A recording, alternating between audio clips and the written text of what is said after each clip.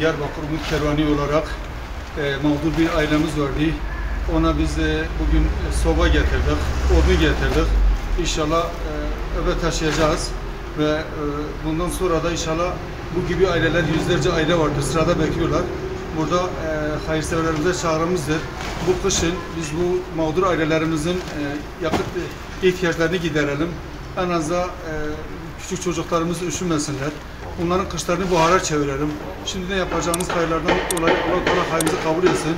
Teşekkür ediyoruz.